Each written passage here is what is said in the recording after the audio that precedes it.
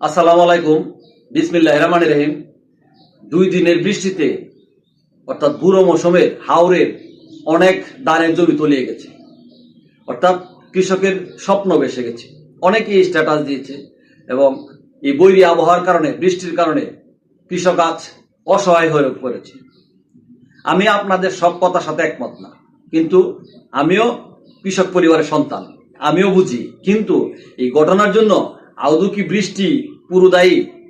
আমি মনে করব 85% দায়ী হলো আমরা নিজেরা। আগেও এরকম বৃষ্টি হইতো, আমরা ছোটবেলায় দেখেছি। এর চেয়ে বেশি বৃষ্টি হয়েছে, কিন্তু বৃষ্টির পানি সাথে সাথে খাল বিল নালার মাধ্যমে সেটা নদীতে গিয়ে পৌঁছেছে, বৃষ্টির পানি সাথে সাথে নেমে পড়েছে। কিন্তু এখন হয়েছে কি, খাল বিল সব বন্ধ, ভরাট হয়ে গেছে। এই খাল বিল নালা বন্ধ হয়ে গেছে। বন্ধ আমি এখন আধা ঘন্টার ভিতরে প্রায় 60টা ব্রিজ দেখাতে পারবো, যে ব্রিজগুলার মুখ বন্ধ। হয় কোনো স্থাপনা করা হয়েছে, অথবা মাছের জন্য ফিশারি করা হয়েছে, অথবা নিজের বাড়িতে যাওয়ার জন্য ব্যক্তিগত রাস্তার কারণে এটার গতিপথ পরিবর্তন করে দেওয়া হয়েছে। এরকম ঘটনা আছে, হাওরের বালি ভরাট করে নিজেদের জন্য একটা নিজেদের আবাসন ব্যবস্থা করা হয়েছে। তাহলে আপনার পানির আধার কোথায়? পানি যাবে কোথায়?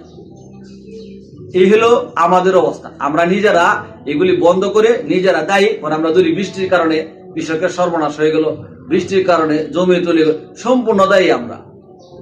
তখন যখন এই ব্রিজের মুখগুলি বন্ধ করা হয়, তখন তো কেউ বাধাও দেয় নাই, এবং প্রভাবশালী হিসেবে তারা ব্রিজের মুখ, খাল বিল বন্ধ করা হয়েছে। আসলে নিজেরা যদি নিজেদের ক্ষতি করি, প্রকৃতিকে দোষ দিয়ে লাভ নাই।